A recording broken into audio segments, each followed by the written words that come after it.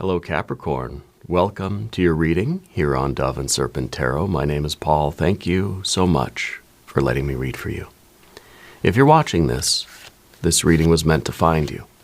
Please hit the like button, leave a comment, consider subscribing to the channel, especially if this reading resonates with you. If there is anything you would like me to pray over, or meditate upon, or send positive energy toward, please let me know. Now, this is a general reading, so try to be open and receptive to whatever may come through during our time together. I am merely the messenger, and I ask you to connect directly with each of these cards and use your own intuition to take you beyond the details that I provide. And remember, Capricorn, that the most important part of any tarot reading is you. 9 of Wands, strength, right? This is your ability to commit to something. This is your ability to say, I'm going to do it, and then guess what? You do it, right?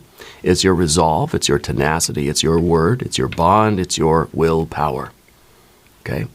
And how do we get this sort of strength? Well, first we have to find a purpose. The sun and the moon have to be connected here. You have to be sort of tapped in to your spiritual energy. And having that sense of purpose gives you strength. It's much easier to commit to something and to have strong and firm willpower, kind of an unshakable will when you believe in what you're doing. Okay? So you're somebody with a purpose.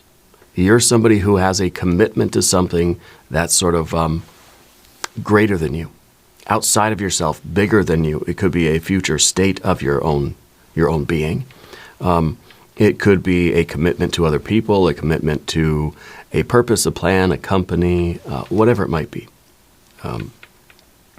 You are strong in this way where if you say you're going to do something, you do it. You don't like breaking promises. I think one of the reasons people really like you is because you do what you say you're going to do. And if you say you're going to do something, you can be relied upon. So other people know that if you give them your word, that's as good as gold, right? It's not always easy to keep our promises, and sometimes, very rarely, we have to break our promises or break our word, right? We don't take that lightly, though, do we?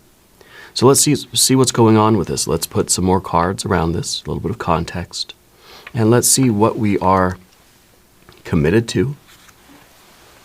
We got the 5. Okay, 5 of Swords. We've got the Lust or Strength card underneath. We've got the Hanged Man. We've got the 8 of Swords, but a 6 of Swords. Okay, so at least there is resolution. Path of the Serpent, we have a Princess of Cups.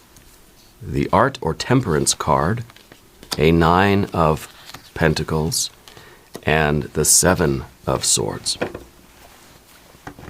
I do feel as if the 5 of Swords is here on top of that 9 of Wands because you're having some doubts about something that you've committed to, right? You know how strong you are, you know that you're capable of doing something, but now with that 5 of Swords, it's like, do I want to? Do I need to? Is this a promise I'm going to have to break? Right? Is this something that, is this an obligation that I need to say, I'm sorry, I can't do it, This could be any kind of a commitment, any kind of an agreement, a promise that we have made, okay? And we don't like to go back on our word or break a promise because we don't want to let other people down, first of all, but we also don't want to make it a habit because then we don't want to feel as if maybe I'm not as strong, maybe I'm not as capable as I thought I was, right? So I feel like there is a situation going on for you right now where you're having some different thoughts. You're changing your mind about something, okay? Let's select our mystery card, bonus card, confirmation card. This is a random card from the Smith-Waite Tarot. This is the factor infinite and unknown. We're just going to set it down right here with Michael Scott. right on top. And we're not going to look at that card until the very end.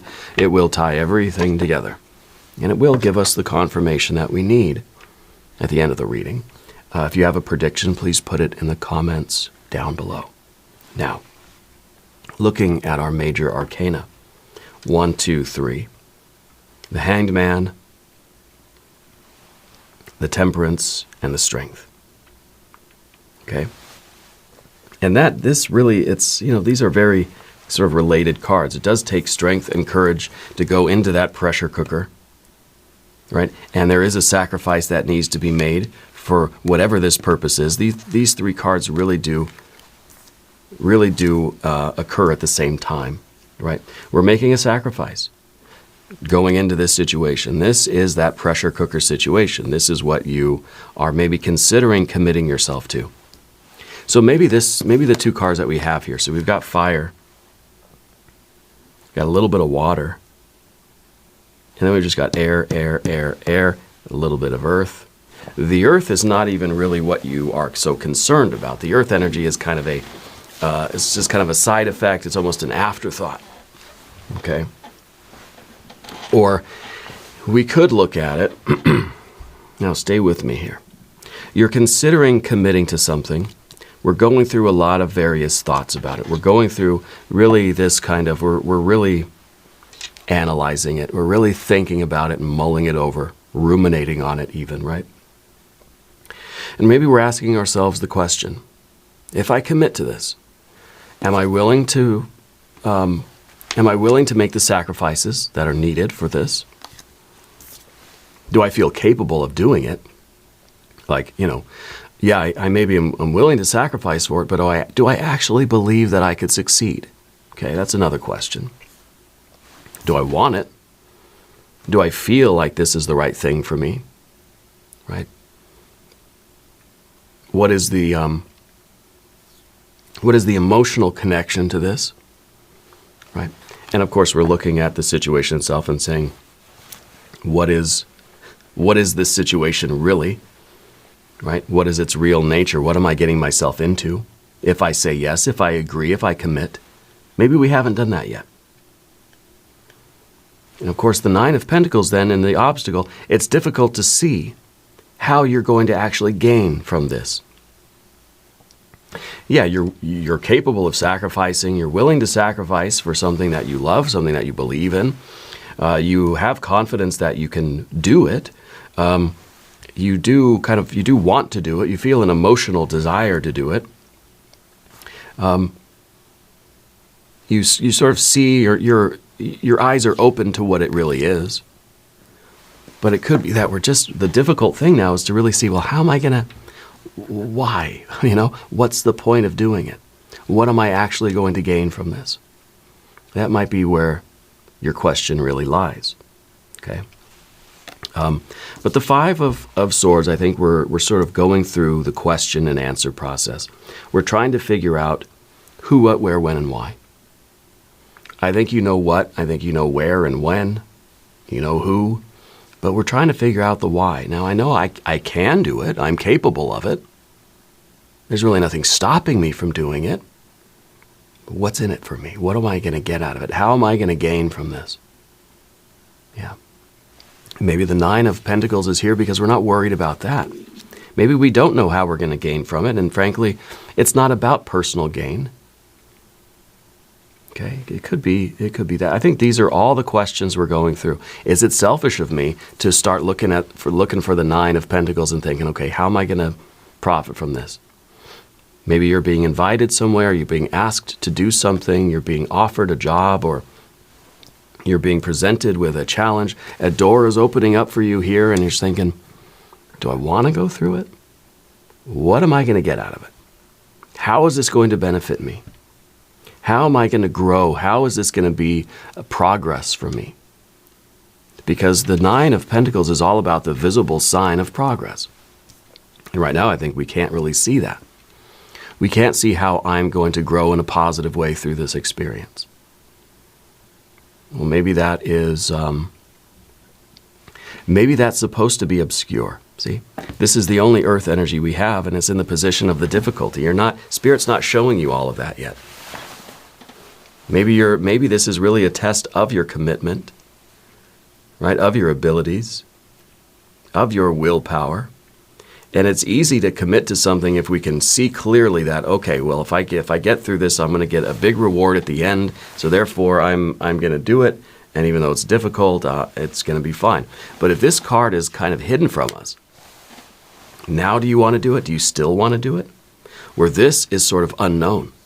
It's kind of like door number 1 or door number 2. It's kind of like you're on that game show where you got to pick the briefcases.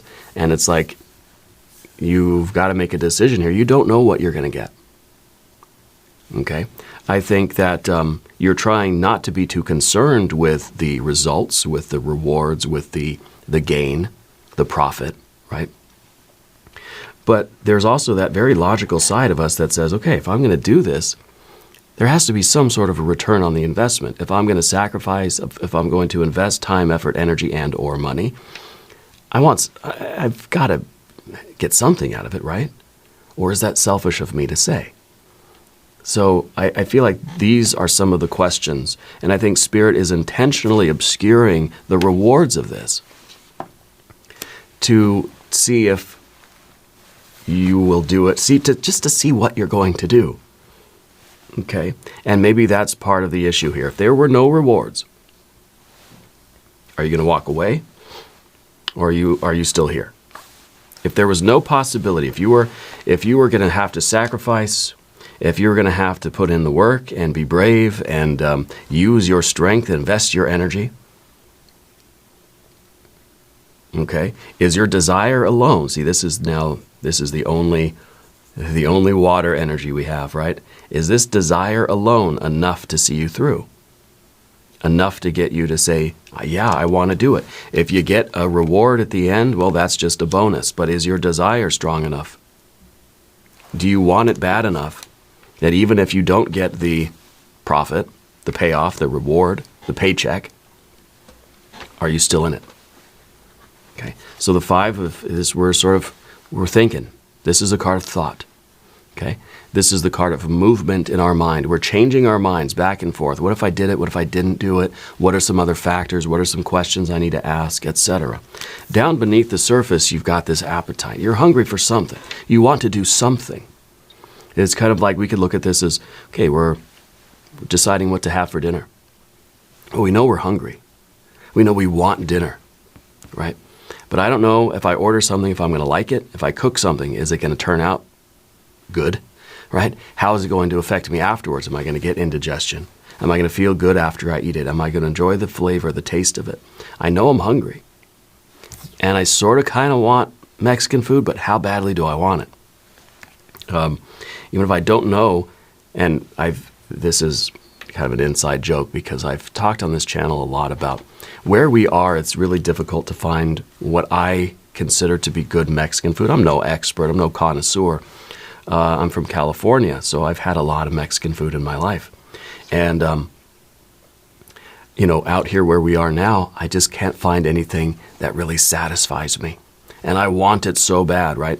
I've got this, I want it so bad that I'm willing.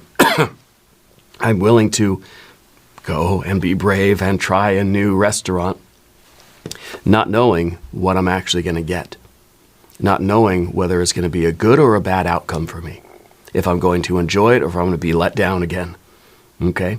And it's just me with my personal taste, and it's just what I grew up eating, right? I'm used to certain flavors in a certain way that the thing is, and really I should just fly back to California and get it.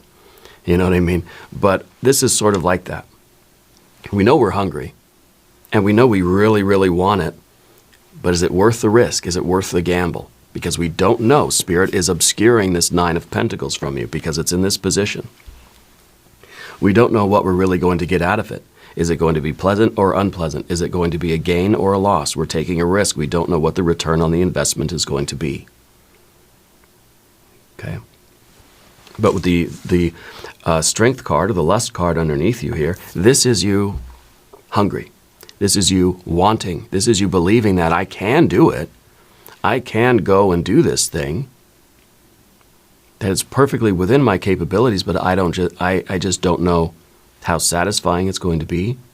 I don't know if I'm going to enjoy it. I don't know what I'm going to get out of it. So this is, in some ways, the Strength card is the acknowledgement of our capabilities. But there's also restraint in this card. Because we're not just going to, we have this appetite, we're not just going to go and consume everything and do everything that comes our way. We have to be discerning. We have to harness this energy and direct it towards something that makes sense. Okay? So you're hungry for a goal, but is this the right one for you? And I think really you're considering this commitment. I don't think you've done it yet. Even though we've got the Hanged Man in the background here, I don't think that we've made the sacrifice, and I don't think we've committed to anything just yet. If you have already, then I think this is you asking, okay, did I make the right decision? Did I do the right thing? Okay. The Hanged Man is that card of voluntary suffering, voluntary sacrifice. You're willing to put yourself in harm's way for this greater good, for this greater purpose. You're willing to invest. You're willing to take a risk. Okay? Because anything worth doing is gonna demand a sacrifice. Right? It's gonna demand an offering of ourselves towards something higher. Sacrificing what is lower to something higher, like Odin on the tree. Okay? And I think you're ready to do this. You're willing to do this. Maybe you've already done it. Maybe not for this particular choice or option, but you've done it in the past. You've sacrificed in the past. And maybe that's kind of like, it doesn't really help tip the scale. You've sacrificed in the past, you've gotten burned. You've sacrificed in the past, you've gotten rewarded. So, that doesn't really help. We know we're capable of this. And we know that anything worthwhile is going to demand a sacrifice. Okay? And we just don't know if we're willing to make that sacrifice this time. If it's going to be worth it in the end, right? But too much of this thinking, what does it do? It gives us an 8 of Swords. We end up ruminating. We end up just going around and around and around in a circle. Kind of like how I'm talking about it now, right? Or we keep asking the same questions. Am I capable of doing it? Am I hungry enough? Do I want it badly enough? What is it really? Can I make the sacrifices? Can I find a plan? Can I resist the criticism after getting started here? Can I deal with the disappointment? If I don't get the reward, if this 9 of Pentacles doesn't materialize, then what? And honestly, we can go around and around and around. I can talk about this all day. I won't. I don't want the reading to be too long. They're long enough. I'm trying to spare you a little bit. But in all seriousness, we have to eventually make a decision and take some action here, because we can't just keep looping back in on ourselves. Again, thinking about the same thing, and I'll talk about these cards all day in different ways, and I'll be saying the same thing. You're just not sure if this is the right thing for you. We're questioning this decision, whether it's happened already or not. But thinking about it is only going to take us so far. Eventually we have to get off the pot, as they say, And honestly, I don't feel there is a strong indication, yay or nay here. Okay, I feel like you're very aware of how the thinking is not helping. At a certain point, we're just looping back in on ourselves. It's an 8 of Swords. It's a figure 8. It's looping back in on itself always, right? Infinitely. It is the lemniscate. It's just going to keep going round and round and round and round. We're not reaching any deeper level of understanding here. There's a point where all of our rumination and contemplation does not bring more insight. Okay, so it's time to stop that, right? And 6 of Swords in the future position, it's time to make a plan. That all of this thinking, all the questions now, we're harmonizing with the process of change in the intellectual or mental world. Okay, now we have peace of mind. Here, we're trying to find some sort of answers. We're trying to find some sort of order in the chaos, right? All the Swords cards, what is the common theme in the Swords cards? It's the chaos of the background. You look at any of these, and there's just these jagged edges in the back. It's all chaotic behind the swords, right? What we're trying to do with a 5 is we're trying to create some kind of order in the chaos, but things don't quite line up perfectly. Here, look at that. They're lining up. Now there's structure and order. Now there's symmetry. Now there is some kind of organization amidst all the chaos. Here, if you look, we're trying to arrange all of the swords in the right way so that there is a pattern, there is some sort of harmony here. But this is difficult. We're trying, right? Now with the 6, I feel like we're getting somewhere. I feel like we're satisfying ourselves with the answers. We're maybe resigning ourselves to kind of to not knowing all the answers. There's a point at which we have to stop asking the questions and just be content as much as possible with the answers we have and the questions we still have unanswered, right? And so the 6 is kind of formulating that plan, figuring out what we're going to do, and honestly, I think doing it, because this beast within you, this strength card, this lust card underneath, is not getting, it's just getting more and more hungry. Eventually, we got to feed the beast, right? I think that was a TV show, wasn't it? Feed the Beast. Anyway, I feel like rather than going up here to an 8 of swords, let's just say enough is enough. Let's make a plan and let's go. Let's do it. Let's try, right? Let's try. We can't base our future plans on the past suffering, the past sacrifices that either did or did not work. Okay? This is a new situation. Now, we can take our lessons from these sort of occasions, but they're not predicting the future. And we have 5, what do we have, right? 5, 6, 7, 8 of swords. We don't want to keep going so far in our thinking and our planning that we end up overdoing it. We make things too complex. We end up not taking any action at all. And then perhaps that's the mind's way of stalling it out. I need to think about it for a few minutes, hours, days, weeks, months, years. Oh, the door closed already. Not my fault. Not my fault. I was still considering it. And so it takes away the burden of choice for us. I don't have to decide yes or no. I'm just going to think about it until it makes the choice for me, or till somebody else does it. Right? And we've been in that situation before, where there's something that we kind of don't want to do, or maybe we do, but we're just not sure, that we just plan it, we think about it, we investigate it, we're working on it, right? Until something else comes along and takes it away from us, until something else happens, and then it removes that burden of choice. And we don't have to choose anymore. And it makes us feel a little bit better, right? But that's not what you're doing here. I think that you're getting a plan in order. You're harmonizing your mind. You're saying, okay, enough is enough. Enough thinking, enough planning. Let's do it. Let's execute, right? And also, if you haven't subscribed to the channel yet, please do. It is totally free. And it really does support the channel, and I appreciate that. So your general energy then is the Princess of Cups. I think that you are getting a synchronicity from the universe that is letting you know you're getting some sort of a sign, right? And maybe that's what you've been waiting for, is an indication that's just saying, you know what? The heck with it. Try it. Do it. Go. Say yes. Say yes and see what happens. You've certainly got the appetite. You know what the sacrifices are going to be like. You've suffered before. You know what that's like. You can see this thing for what it really is. Right? You know what the kind of hidden dangers are or whatever. Like you're not unaware of the truth of that. So the Princess of Cups is looking just for that sign and saying, okay, I want it. I'm going to go try.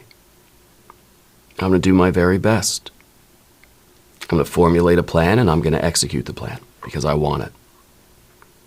And if we want something bad enough, and if we're hungry enough, then the risk will always be worth it. Because even if you don't finish or get the goal or succeed, and it's not perfect, you still have gained from that. You still have changed yourself in some way. Okay. So this is that desire. And this might even be like, is this an aspiration that you have? Not just a desire, but is this a dream? Is this something you really, really want? Okay. Doesn't matter what it is. But we're not going to have this configuration of energy if we don't want anything. So the very first step is really identifying this, answering this question. Is this something you want? Do you have a desire for this thing? Yeah? Go do it. Don't let the mind get in the way, because that's what the mind is going to do. It's going to try to stall it out. Use the mind to just formulate a plan. Say, I have a few questions answered. I have a few questions unanswered. And that's it. Time to go. Armed with the information that we have. Yeah. And then we're in that pressure cooker. And now you're in that situation. This is the art. This is the temperance card. It's tempering you, right? It's forging you into steel. At the very least, come what may of the outcome of this situation, you're changed by this situation. That you are growing stronger through this pressure cooker kind of thing. Okay. So this is kind of represents the situation itself. I don't know what it is, if it's something to do with creativity, your physical fitness, finances, business, your work, your school, your relationships. I don't know what it is, right? But you're doing the difficult thing.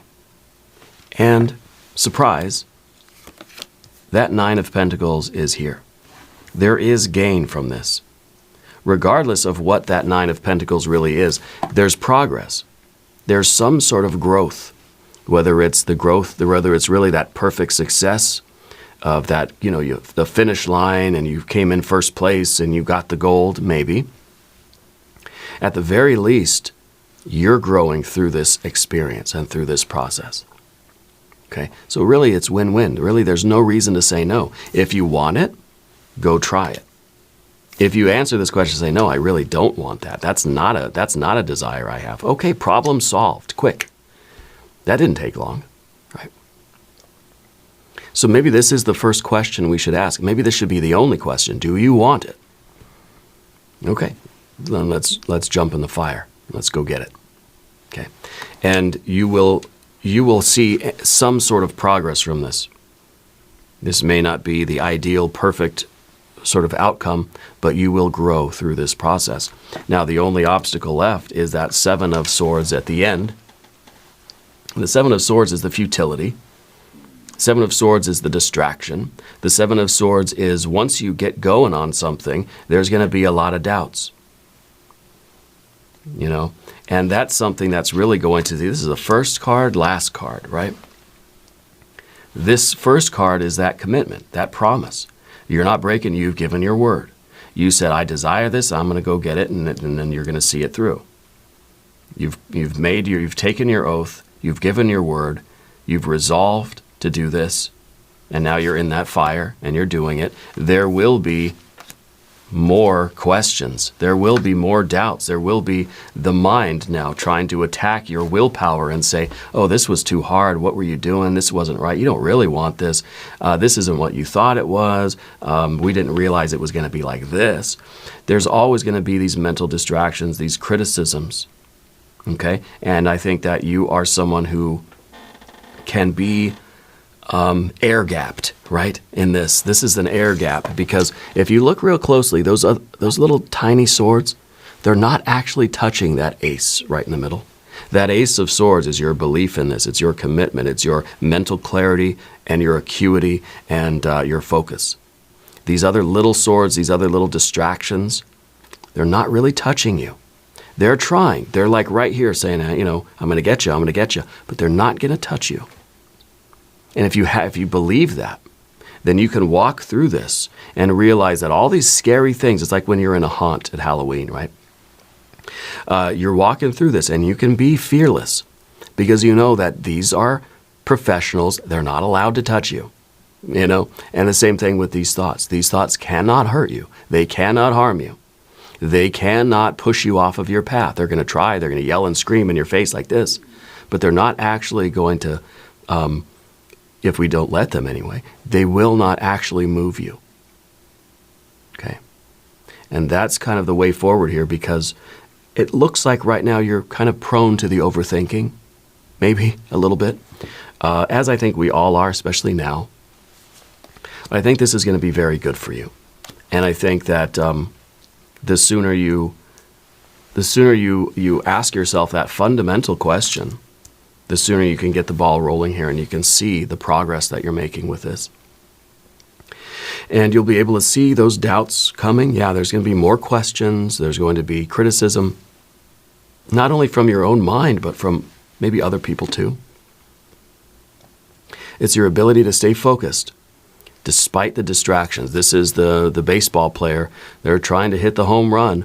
And, of course, the crowd is yelling at them and throwing popcorn and all this kind of stuff and being obnoxious. And but they stay focused, like they don't even hear the crowd. They don't even hear the cheers or the jeers, right?